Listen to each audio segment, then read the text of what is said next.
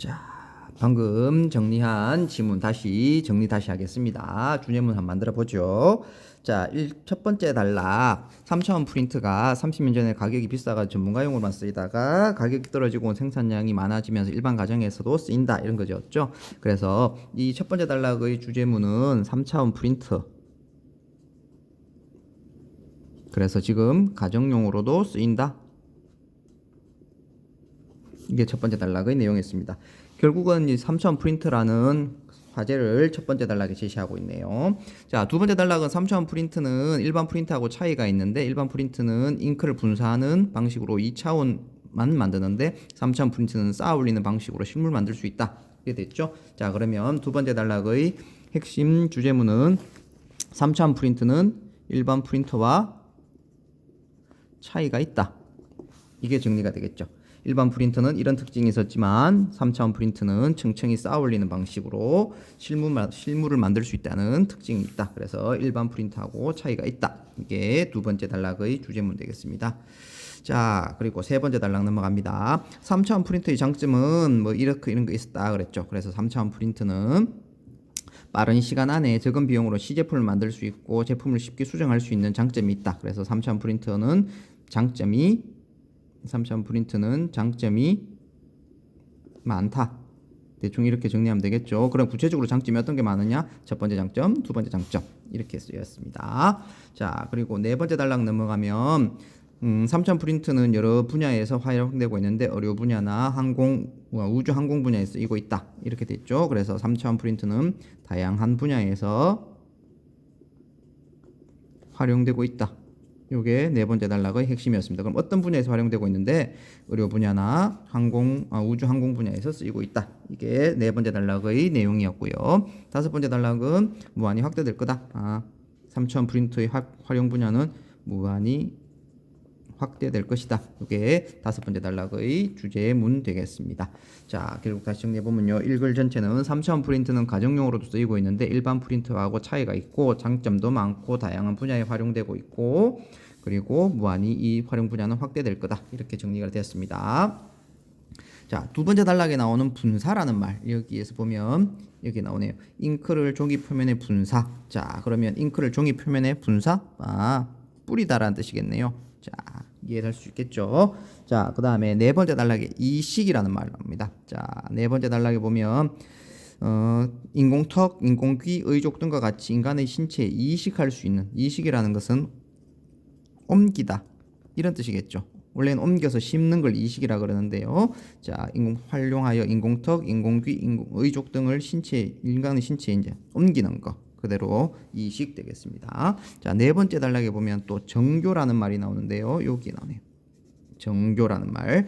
복잡하고 정교한 인공물들. 정교한은 아주 정밀한.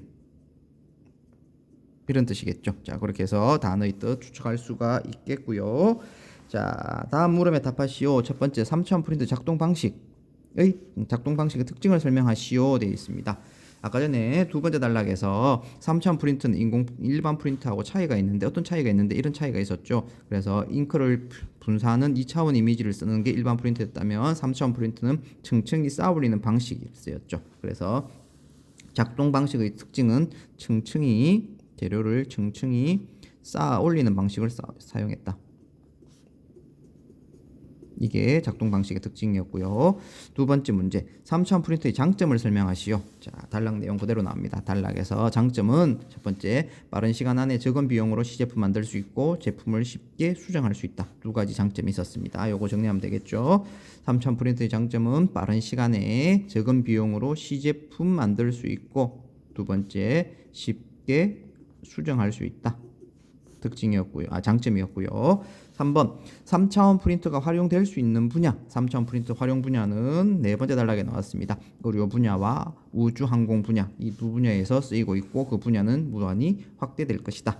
자, 그럼 정리되겠죠. 의료 분야와 우주 항공 분야에서 활용될 수 있다. 지금 그리고 그 분야는 점점 무한히 확대될 것이다. 이렇게 정리하면 되겠습니다.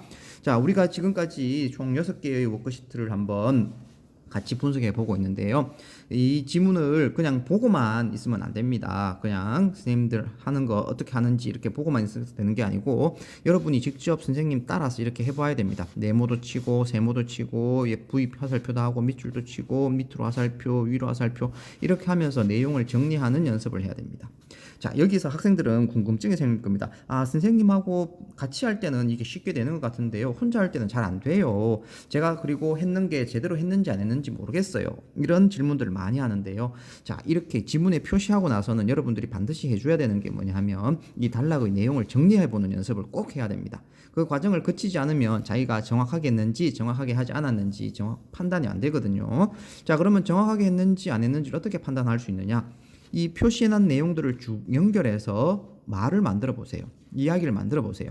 그러면 그 이야기가 제대로 글의 내용을 반영하고 있는지는 스스로 판단할 수 있을 겁니다. 그래서 이 표시한 부분만 연결해서 이야기가 글의 문단의 내용을 잘 반영하고 있으면 정리가 잘 된 겁니다. 만약에 뭔가 좀 어색하거나 이러면 절대로 그냥 넘어가지 말고 지문 분석을 다시 해야 됩니다. 자, 3차원 프린트는 30년 전에 가격이 비싸서 산업용으로만 쓰이다가 가격이 떨어지고 생산량이 증가하면서 일반 가정에도 쓰인다. 일반 프린터하고는 차이 있는데 어떤 차이가 있느냐 하면 잉크를 분사하는 방식으로 2차원 이미지를 만드는 게 일반 프린터라면 층층이 쌓아올리는 방식으로 실물 만들 수 있는 게 3차원 프린터다. 3차원 프린터의 장점은 빠른 시간 안에 적은 비용으로 시제품을 만들 수 있고 제품을 쉽게 수정할 수 있는 장점이 있다. 자, 이렇게 정리가 되잖아요. 표시해놓은 것만 보면요. 그런데 이런 정리가 제대로 안 되면 그냥 넘어가지 말고 지문 분석을 다시 해야 됩니다. 여러분들이 지금 독해력을 높이기 위해서 중요한 건 이 지문과 관련된 문제를 푸는 게 절대로 아닙니다. 문제는 나중에 많이 풀게 돼요. 지문 분석만 정확하게 되면 문제는 자연스럽게 풀리니까 지문 문제에 너무 집중하지 말고 이 지문에 지금은 지문을 어떻게 파악을 하고 요약하느냐 여기에 집중해서 공부를 해야 됩니다. 이 시간 상당히 오래 걸립니다. 그러니까 절대로 포기하지 말고 꾸준하게 해보는 연습, 그런 마음가짐 계속 가지기 바랍니다.